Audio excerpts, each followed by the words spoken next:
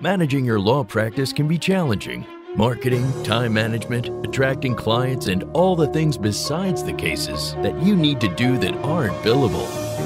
Welcome to this edition of the Un-Billable Hour, the Law Practice Advisory Podcast.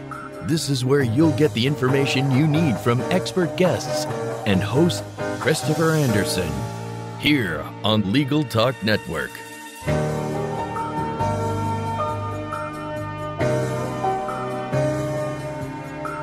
Welcome to the Un-Billable Hour, the Law Practice Advisory Podcast helping attorneys achieve more success. We're glad you can listen today on the Legal Talk Network. And today's episode is about you. Our title today is The 7 Mindset Habits That Lead to Law Firm Growth. And my guest is Michael Mogill from Crisp Video Group. I'm your host, Christopher Anderson, and I'm an attorney with a singular passion for helping other lawyers be more successful with their law firm businesses. My team at How to Manage a Small Law Firm and I work directly with lawyers across the country to help them achieve success as they define it. In the Un-Billable Hour, each month we explore an area important to growing revenues, giving you back more of your time, and or improving your professional satisfaction in one of the key areas of your business.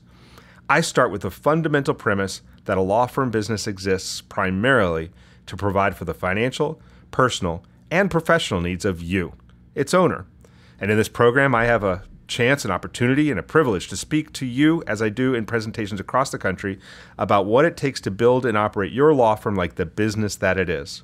I have a chance to introduce you to a new guest each month to talk about how to make that business work for you instead of the other way around.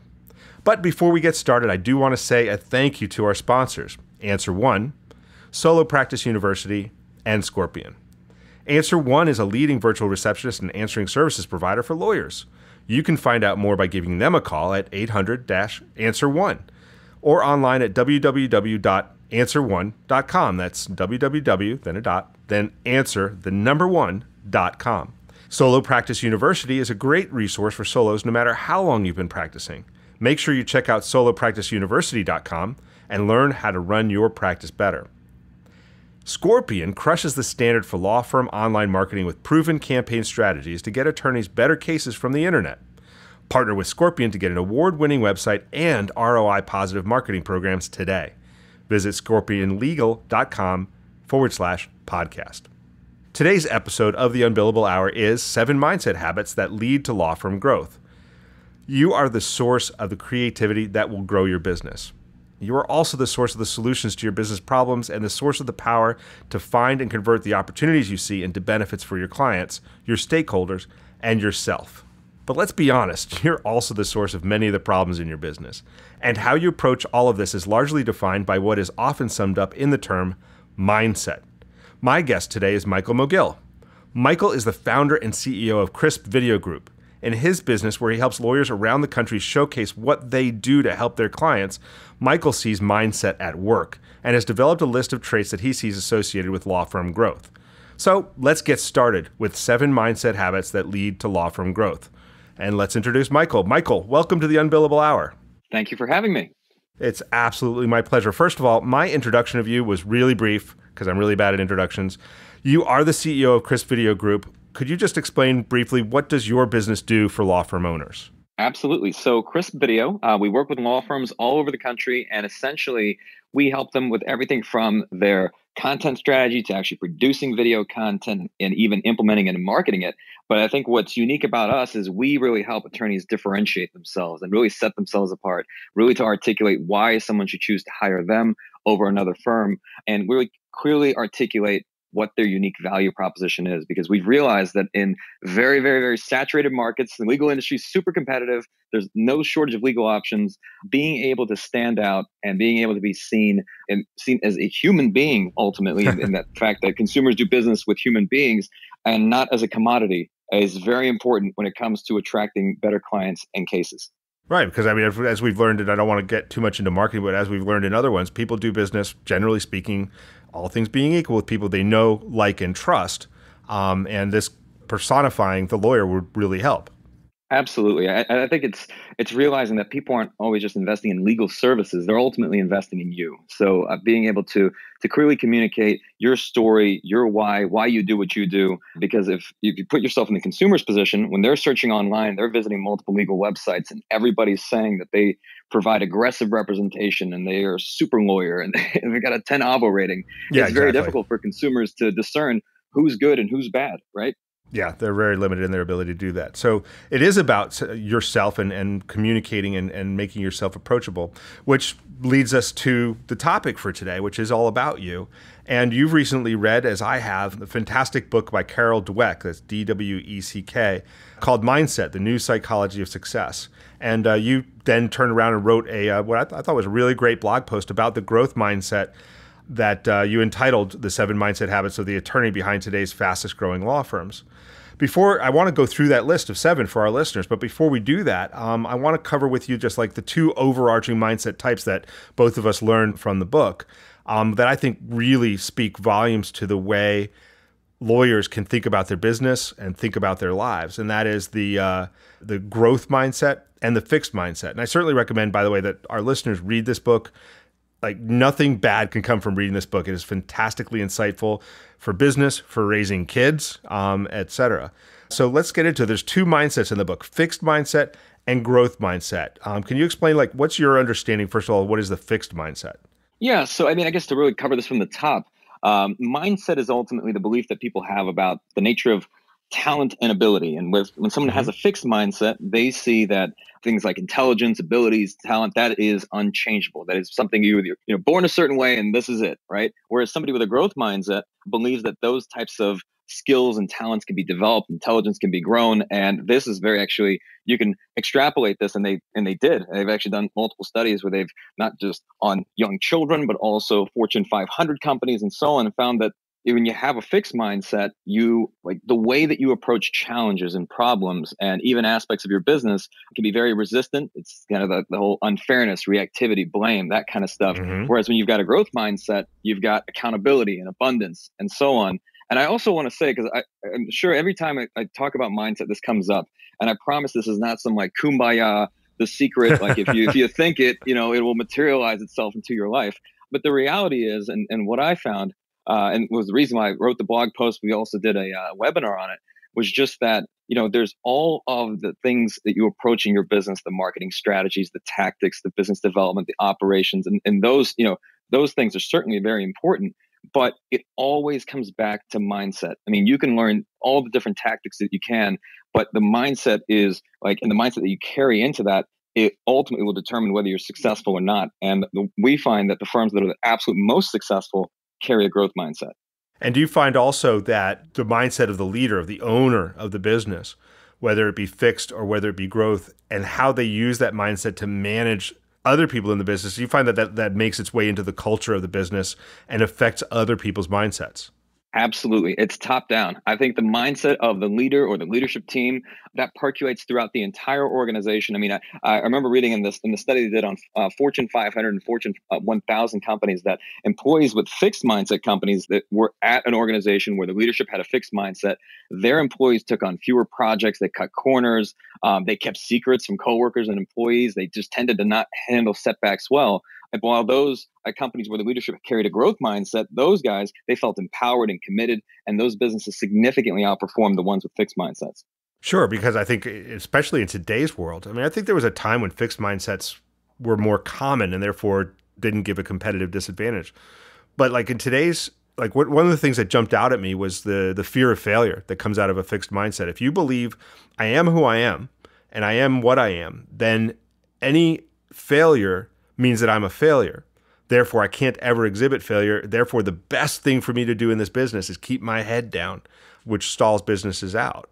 Yeah. What's the opposite of that? Like how can the growth mindset really help people inside a business?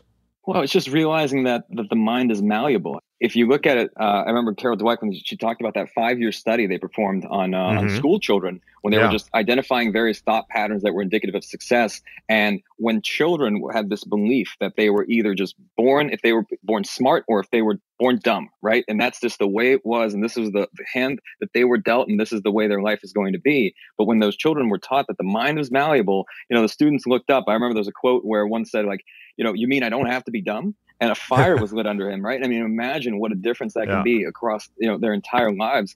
And it's very much the same as a business owner. If you believe that things just happen to you and it's, that won't work in my market, and I'm up against these huge law firms I'll never be able to compete against because I can't invest in marketing what they can, and you just believe you're screwed from the very beginning, then more than likely you probably will be. But I have seen, Chris, just as you have, in every single market across every single practice area, even guys in South Dakota that are succeeding in spite of any barrier. Oh my gosh, that you would hear. Yeah. I mean, we've seen lawyers build $1 million plus, $2 million, $5 million practices in criminal law in rural Wyoming. Family law firms of multi-million-dollar single owner, multi-million-dollar law firms in Kennewick, Washington. I mean, the market, like all the excuses about the market's not big enough, it's too competitive, et cetera, they're all just excuses, because if the vast majority of the competition is no competition at all, if you just commit yourself to doing the things that you need to do. One of the things I think that's dangerous, though, like we're talking about fixed mindset, I can just see our listeners right now. They're like sitting there going like, am I fixed mindset or am I growth mindset? Which one am I? And of course I want it. It sounds like they're saying growth is better. So am I growth? And if I'm not, and here's the great irony, if I'm fixed mindset, now I'm thinking that I'm fixed mindset and I'm a loser and I can't get anything done. So one of the things that really jumped out at me is that we're all both, right? All of us walk around with growth and fixed mindset issues.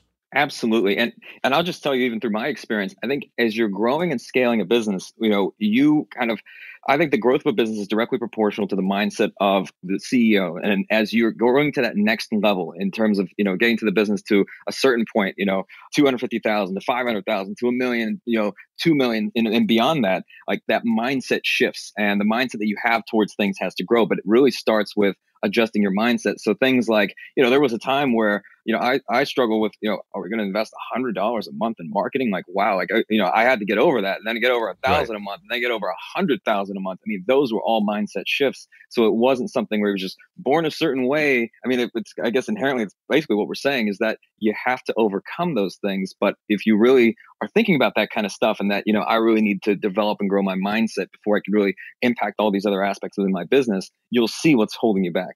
Indeed. So, I mean, I see you, I'm on the road less than I used to be, but any time I'm out, I see you almost everywhere I go.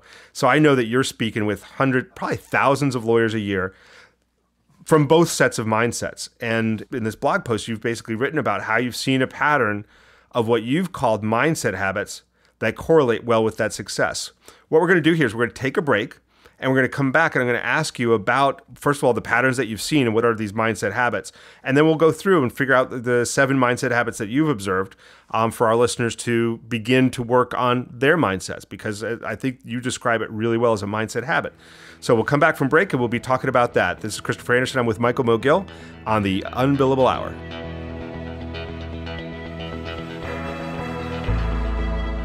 Is your firm experiencing missed calls, empty voicemail boxes, and potential clients you'll never hear from again? Enter Answer One virtual receptionists. They're more than just an answering service. Answer One is available 24/7. They can even schedule appointments, respond to emails, integrate with Clio, and much more. Answer One helps make sure your clients have the experience they deserve. Give them a call at 1-800-ANSWER1 or visit them at answer1.com/podcast for a special offer. That's answer1.com/podcast. Feel like your marketing efforts aren't getting you the high-value cases your firm deserves? For over 15 years, Scorpion has helped thousands of law firms just like yours attract new cases and grow their practices. As a Google Premier Partner and winner of Google's Platform Innovator Award, Scorpion has the right resources and technology to aggressively market your law firm and generate better cases from the internet. For more information, visit scorpionlegal.com/podcast today. And we're back on the Un-Billable Hour with Michael Mogill, and we're talking about mindset habits. In fact, we're about to talk about the 7 mindset habits that lead to law firm growth. Before we went on the break, I had observed that Michael meets thousands of lawyers out on the road every year and has observed these patterns of mindset habits that he's correlated well with success. But so before we get into the list, Michael, can we just talk a little bit about what do you mean by mindset habits? Because we were just talking about mindset as something about your beliefs. So what's a mindset habit? Yeah, this one was actually interesting because I looked and I really kind of stepped back and I took a look at all the firms at which we work with. And I asked myself, well, why is it that there's a certain percentage of these guys are significantly outperforming the large majority? And it's not because of the size of their firm. I mean, they're all solos and small firms. It's not the market that they're in. So I wanted to dig a little bit deeper and find out like what were the things that these guys were doing that was different from everybody else? Because I mean, tactics and strategies and all those things considered weren't all that different. And these were the ultimate mindset habits that I developed. But I also took a look at even within our own business as we've grown and we've doubled year over year and, you know, we get Inc. 5,000, all that stuff, and really considered what are the things to be very intentional. What are the mindset habits are the things that we're doing day in and day out and that leaders are doing day in and day out that are contributing this kind of success. So as we looked, I mean, across our clients, it's, you know, several hundred law firms and looked at, okay, the top 20%, what are they doing? It really built this list. And together we also attributed, well, what are the things that can be good indicators of whether this stuff is actually being done and what are some actionable ways to actually have these mindset habits and to actually start building upon them and so on. Because it's one thing for us just to talk about them and say you either got it or you don't, but it's another thing to say, well, how can I develop that and how can I actually improve and so on? And there's always a way. Right. Absolutely. So let's learn about that. So you listed in your blog post 7 mindset habits that you found do correlate well with success. The first one that you listed was ambition. Can you talk to us about that? Yeah, I mean, with ambition, this is one of those things where it's a way of thinking, and it's interesting because there's 2 ways to approach this, right? At its worst, you're someone who sees your biggest growth and achievements as being in the past, and you're saying, you know, we were a great firm 10 years ago. You know, it used to be so much better. Things were phenomenal. We were crushing it. But that's always, you know, it was always better before. Whereas when you're at your best, you see that everything you've done in the past is preparation for much greater growth and achievement in the future. So everything that you've learned to this point, now you're ready to really take all of that to the next level. But another thing is just, it's being able to take calculated risks and focus on execution. So I know that this is, especially when we're talking with law firms and attorneys, and you hear the word risk, right? I mean, I think everyone just gets nervous right off the bat, but it's being able to learn from implementation and failure. And also it's the belief that by not taking risks and not making those investments within your business, that's an even greater impediment to growth. Yeah. And I mean, I think this is a really key point that you bring up about risk and about failure. And this is right where the fixed mindset gets us into trouble, because failure, we don't learn by success. Nobody learns by succeeding. You learn by failing, right? You didn't learn how to ride a bike by jumping on it and successfully riding it. You learned how to ride a bike by jumping on it and falling. But in particularly lawyers, I mean, lawyers, you're right, are risk averse. We're trained to be risk averse. And I think what's important here is that they separate the risk aversion that they have in how they manage their clients' problems, you know, because they're supposed to give the best possible advice you can. You don't give risky advice, you give the best advice you can, versus how they manage their business and the risks that are appropriate to take there. Is that basically what you meant by the mindset habit of ambition? Absolutely. It's just believing that you have the ability, just when you're seeing another successful business owner and they've achieved some level of success, it's believing that if they can do it, I can do it, right? If there's another firm in your market that is tremendously successful, if they've been able to pull that off, so can you. And it's interesting because I was reading another book, so Principles by Ray Dalio, phenomenal book if anyone has not read that yet. He talks about the shift that he had in terms of his mindset towards failure, and that he was no longer approaching it as a bug, but more importantly as a feature, in that, like, you know, failures were very, very helpful to him in terms of learning experiences and in terms of him being able to master any sort of subject. And this is somebody, you know, he was the founder of Bridgewater. I mean, it's probably one of the world's largest hedge funds. So right. Very, very successful. Fantastic. And then the last thing you talked about, which I definitely don't want to miss in talking about ambition, because you talked about belief that you can succeed, willingness to fail on the way to succeeding. You've talked about, you know, if anybody else can do it, that means I definitely can do it. And quite honestly, even if other people haven't been able to do it, I can probably do it. But the one thing I want to make sure, because you talked about this in your article, I want to make sure people hear it clearly, is the other component is the desire to succeed, right? Not just sort of, it would be really nice if it happened, but the desire to succeed being a key part of the mindset for ambition. Absolutely. Absolutely. And it's also knowing that, okay, you can have this ambition. It doesn't mean you've got this full confidence that everything is going to go perfectly. That's not the case at all. In fact, I mean, I think true courage is not just, storming in with confidence. It's being terrified, but doing it anyway, right? I mean, that's generally how it's gone. And I look back on my life experiences as, my family and I immigrating here, not speaking the language, not having it was two parents, my brother and I, and our grandparents with $500 starting over, to be able to grow and build a business after all these years. I mean, it's just phenomenal. So it really just does start with ambition. It's the belief that you can do it. And if you don't have this belief, or you're still listening to this, and there's a lot of skepticism there. I think a lot of that really comes down to the people you surround yourself with.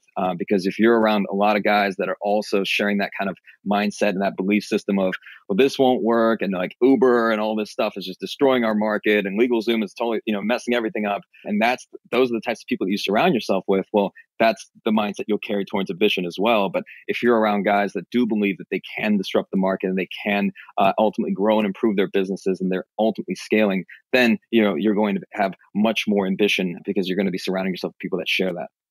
Excellent. So I want to turn now to the next mindset habit that you talked about in your article, and that was engagement. First of all, what do you mean by engagement? So engagement, I define as the emotional and functional commitment that an individual has to their organization. So it's basically, to put it simply, do you know what's going on in your business? Like, how in tune are you with what's going on in your business, and not just like, your numbers and metrics, because those are absolutely important, but also what about the sentiment of your team members, and what about the sentiment of your clients, knowing what types of experiences they're having, and so on. Like, can you keep the pulse of your business?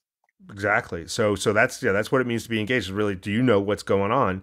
So why is this mindset habit really important to the success of the business? Oh, well, I mean, it's just for so many components, because if you're a disconnected leader and you're essentially, you're away somewhere, you don't know what's going on. I mean, the inmates are running the asylum essentially, right? Your team is working with a lack of clarity. There's uncertainty amongst employees, and they don't feel engaged, and there's no connection. I mean, the prevailing theme, I think, across all of these mindset habits is it's always from the top down, and that the engagement level of a leader or a CEO directly impacts the engagement level of his or her team. So when you are engaged in your business, you know your business, your numbers, what's going on. You've got a great pulse on this, and Dale Carnegie, I mean, they did a study, I think, on 1,500 employees to dig in what creates this type of employee engagement. And they actually found that like 71%, I believe, 71% of all employees were not fully engaged. Yeah. Yeah. And I guess just like with the ambition, and just like with the growth mindset we were talking about, it's got to be a top-down thing, right? If the owner's disengaged, I don't think you would probably end up with a very engaged staff, and that can cause real problems. Oh, absolutely. I mean, and what does that mean? Because all these things, all these mindset habits, I think you'll find as we go through all of them, there's the impact that it makes on you, but then there's the impact that it makes on your team. And then ultimately you bring all these things full circle, that makes an impact across the board on your business and your financial health and just your stress levels, your energy, all of those different factors. I mean, it all comes full circle. And you don't mean to suggest that to be engaged in your business, that you need to be in the trenches, working in the business side by side with everybody every day, do you?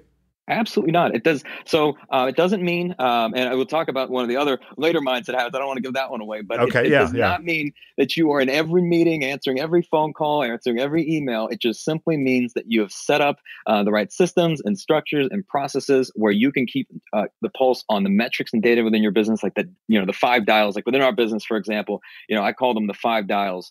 It's kind of like the analogy to like pilots, for example. Like within a pilot's cockpit, you've got 100 dials. You can't possibly keep track of every single one of those, but there are like 5 key dials and 5 key business indicators and metrics where if something's off with one of those, then you know where to dig further. So it's one of those things where you don't need to be in all the details by any means, but you should have a way to be able to measure, are we succeeding? Are we failing? And if there is a problem, that there's a good process in place to ensure that there's clear accountability. Which perfect word for the segue to the next mindset habit. The next mindset habit that you wrote about, in fact, was accountability. So just like I asked with engagement, first of all, before we launch into why accountability is important for the business, and who we're holding accountable, let's just first of all talk about what do you mean by the word accountability?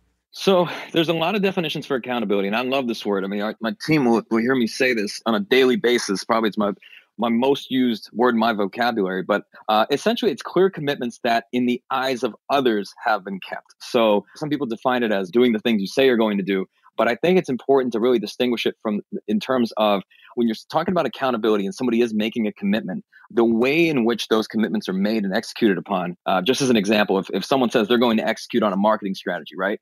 And let's say they do an email campaign, the email campaign goes off, but it's not successful. In their mind, they can say, well, I did send the emails technically, right? I mean, Right. I was accountable for sending the emails.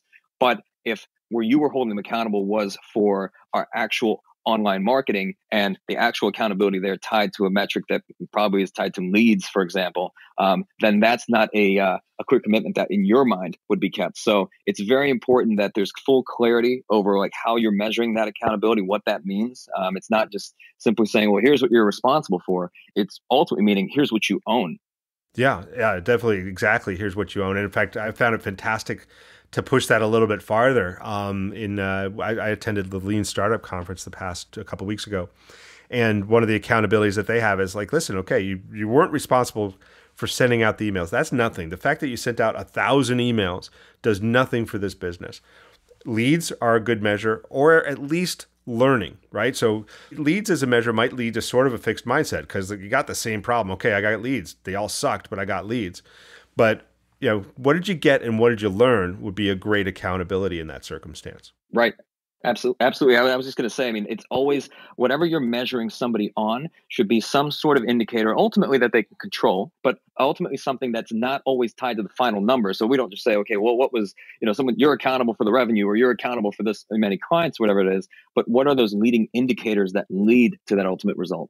And just like in ambition and engagement, how can a leader in a business use the mindset habit of accountability to demonstrate to their staff that accountability? How can they make sure that they're being held accountable to something as well? Oh yeah. So this is a great one in the sense that for one, you've got to have full clarity. Only one person can really be accountable per item. So like if two people are accountable, then really no one's accountable. But accountability starts from the top, and you really, again, if you want to hold other people accountable, you too have to be willing to be held accountable. And in my mind, you get what you allow. So if somebody is not following through on a commitment that they've made, you really do have to hold those types of people accountable. I mentioned sometimes like Randy Pausch in the last lecture, he says that when you're screwing up and nobody says anything to you anymore, that means they've given up on you. So one of the best ways to instill accountability is really just hold people accountable too. Excellent. All right. Well, when we come back from break, we're going to talk about the last 4 of the 7 mindset habits that you talk about in your article. I'm on with Michael Mogill talking about the 7 mindset habits that lead to law firm growth. This is Christopher Anderson on the Un-Billable Hour, and we'll be right back. Ready to create and build your own solo or small firm practice? Need a nuts and bolts education on the 360-degree experience of starting a business? There's only one online destination dedicated to helping you achieve your goals, Solo Practice University. The only online educational and professional networking community dedicated to lawyers and law students who want to go into practice for themselves. More than 1,000 classes, 58 faculty and mentors. What are you waiting for? Check out solopracticeuniversity.com today. And we're back with the Un-Billable Hour. I've got Michael Mogill of Crisp Video Group. We're talking about 7 mindset habits that lead to law firm growth. And we've gone through the first 3. We talked about ambition, engagement, and accountability. And now I'd like to ask you, Michael, you listed, I was sort of surprised by this one. The next habit, I guess the 4th habit in our list here, was respectfulness. Respectfulness is a mindset habit. What do you mean by that?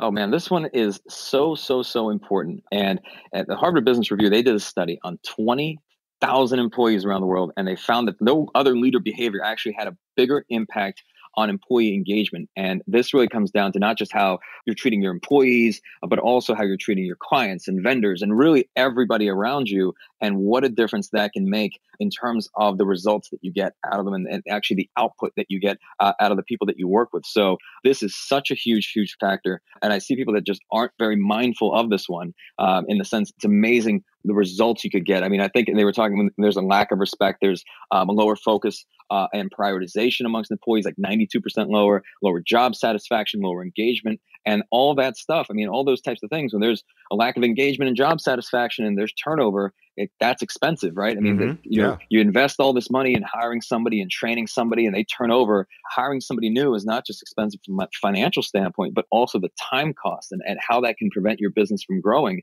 So this is such an important factor, because building a great culture and building a great team, I mean, we have a huge focus within our business and our culture and core values. And, I define culture as, this is how, I don't know if we can bleep the word out, but like, things get done around here. Yeah, there's no FCC on podcasts. You can say it. Yeah, so that's how we define it. I mean, it's how things get done. It doesn't mean like necessarily scooters and ping pong tables and all that stuff. But Jack Welch, I mean, he's famous for saying, like, no company, large or small, can win over the long run without energized employees who believe in the mission and understand how to achieve it. And if you're really looking to grow and scale, you've got to get full buy-in from your team. Absolutely. And part of respectfulness, I mean, you said it helps to drive their engagement. It keeps them together, keeps them focused on the mission. Can you give like an example of a failure to show respect to your team? Like, how would we see the negative of this?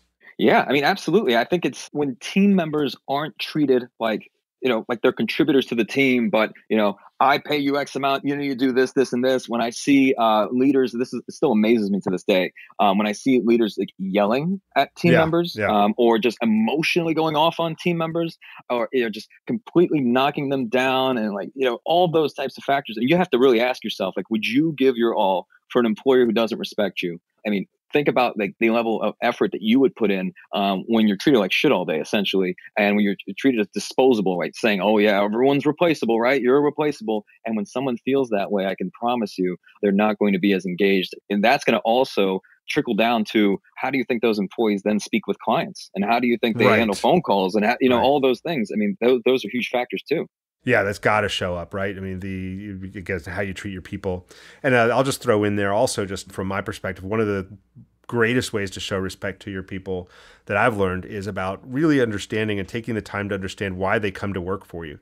Actually taking the time. I think I was just reading The Virgin Way by Branford, and it is really clear from how he writes and how important it is to just take the time to have a 10, 15, 20-minute actual real conversation about their job and about what brings them to work as a way of showing them respect.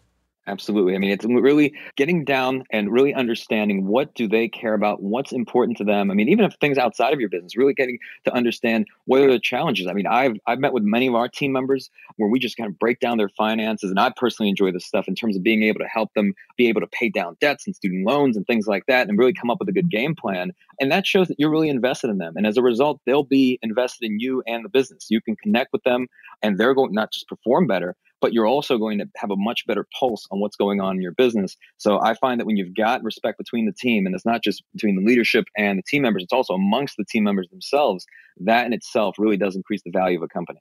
Absolutely. All right, let's move on to the next one so we get them all in during the podcast. Openness to change.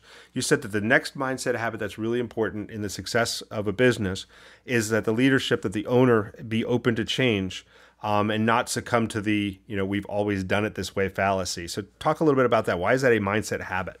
Well, because, I mean, if you look at the downside of this, on the other side, I mean, there's a couple companies like Blockbuster and BlackBerry, and where are they today? Who? I mean, right. I mean, it's funny. Like the CEO of Blockbuster, I remember he turned down the opportunity to buy Netflix in 2000 because he thought that it was an irrelevant niche market. I mean, isn't that just unbelievable here, listening to that? The same thing with BlackBerry. I mean, they once represented, I think, 50% of smartphone sales. Now they've got less than 0.3% simply because they failed to adapt to like touchscreen design and like the whole app revolution. So, change is always happening. I mean, that the marketplace is always evolving. And as a result, I think your mind needs to as well. When you've got a fixed mindset and you're not open to this stuff and you're saying, oh, we've always done it this way, so we're not going to do X, or we're not going to try this. Not only does that just limit opportunity, but it's a great way to go out of business. I mean, it's a phenomenal way to go out of business. Yeah. The other thing that's probably less obvious is that I've seen in leaders of successful companies, they can fall victim to the fact that when they've experienced a certain level of success, they continue repeating those same actions that kind of brought about the initial success long after it stopped working. So like they'll continue to do the billboards and radio ads and so on. And, because it worked 10 years ago while everybody else is shifting towards something else. And it's just, it's believing that you can continue to do the same things and the same old thinking that, that ultimately is going to lead to the same old results. That's right. Yeah. That's what built this firm. You hear that. You just hear that. And I said Branford before. Richard Branson. I'm going to cite the Virgin Way again because there was a quote from there that really stuck with me that hits this one, which was, "If it ain't broke, break it." and that's how he's built his empire of brands. And I think that's a really great way to think about it, which I think leads us right into openness to change means openness to learn. And you listed learning as another mindset habit, a habit of learning. What do you mean by that? And what is it to have a habit of learning? And why is that an important mindset? Yeah, I think it's always having a thirst for knowledge. I mean, it's surrounding yourself with other great thinkers, other people that execute on their own advice. I mean, reading and researching and asking questions. It's staying on top of emerging trends and technology. And look, I get it. If you went to school for law school to be a lawyer, but you're thinking, well, why should I learn marketing or why should I learn business management and finance and all that kind of stuff? And the reality is, it's so you can think more strategically and also so you can avoid potential blind spots. I can tell you, I speak with countless firms that they're not as successful as they once used to be. And they tell me every year the revenue's going down and they're losing cases and they can't even tell you why. And that to me is just terrifying.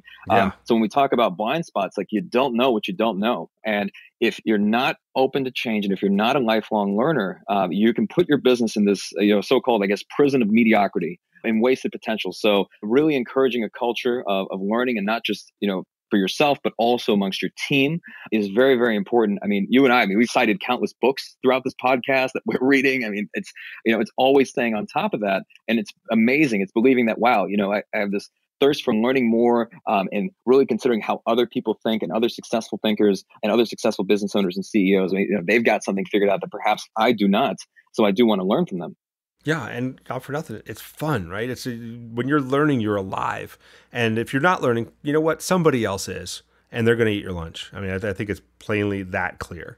So let me just move on to the last one of the 7 mindset habits that you listed, and that is to set clear expectations. And I think we've alluded to this one throughout, but I think this is one that you really want to seize on. What does it mean for you to set clear expectations? So setting clear expectations, this is so important because if you don't have clear communication and full clarity, I think the research has shown that, more than 50% of managers, they don't set, clear employee goals and expectations. And what happens if you don't define your goals? How can you expect for your team members to achieve them, your vendors to achieve them, partners, and so on? And it's interesting as we kind of head into the end of the year, as people are kind of saying 2018 is going to be a great year. We're gonna grow by X amount, and all these things. And I've asked a couple CEOs, and I'll say, well, okay, that's amazing. Do you have a plan to get there? And they're like, well, yeah. No, not yet. And then I'll say, okay, well, it sounds like the odds of that happening are actually outstanding, right? No plan, and you're just going to grow by 50%. That's so. You got it. Clarity is just crucial. It's crucial for consistent positive results. And I think it's a great one to end on because, in a sense, to me, setting clear expectations circles all the way back to the beginning of understanding and believing that you can, that if they can do it, I can do it, and about having that ambition, that hard work, and the desire to succeed. You can't succeed if you don't know what success means. If you don't have that desire to reach a certain goal, how can you know if you've gotten there? And setting clear expectations kind of closes that circle from my perspective. Is that how you see it? Absolutely. And it's got to be, when we talk about clarity, it's got to be very specific and measurable. It's you just as you wouldn't say, I'm going to lose weight next year. You could say, okay, well, how many pounds, right? And what time frame? And then what are you going to do to achieve it? And it's the same thing with business goals. It's, whenever I go into any new initiative and I'm outlining this for our team, there's always the purpose of it, the importance of it. What is the actual ideal outcome? What does the completed project look like? What are the success criteria? What has to be true when this is finished? What are the deadlines? Who's accountable for what? And when I write all this stuff out before we go into it, it's much easier for me to evaluate, are we on track or not? And when I'm meeting with one of my team members, I can actually check off and say, okay, let's check off all that success criteria to ensure that that's done. Not to mention they've got a blueprint for exactly what I'm looking for as before they even go into it. Right. So they know how to succeed as well, and they can meet their own ambitions. Fantastic. Michael, thank you so very much. That wraps up this edition of the Un-Billable Hour, the Law Business Advisory Podcast. Our guest today has been Michael Mogill, and you can learn more about him and about Crisp Video at www.crispvideo.com. His Twitter account is @mmogill, And he's also on LinkedIn at Mogill, M-O-G-I-L-L. And Twitter was at M-M-O-G-I-L-L. And this, of course, is Christopher Anderson. And I look forward to seeing you next month with another great guest as we learn more about topics that help us build the law firm business that works for you. Remember, you can subscribe to all the editions of this podcast at LegalTalkNetwork.com or on iTunes. Thanks for joining us. We'll see you again soon. The views expressed by the participants of this program are their own and do not represent the views of, nor are they endorsed by Legal Talk Network, its officers, directors, employees, agents, representatives, shareholders, and subsidiaries. None of the content should be considered legal advice. As always, consult a lawyer. Thanks for listening to the Un-Billable Hour, the Law Practice Advisory Podcast. Join us again for the next edition, right here with Legal Talk Network.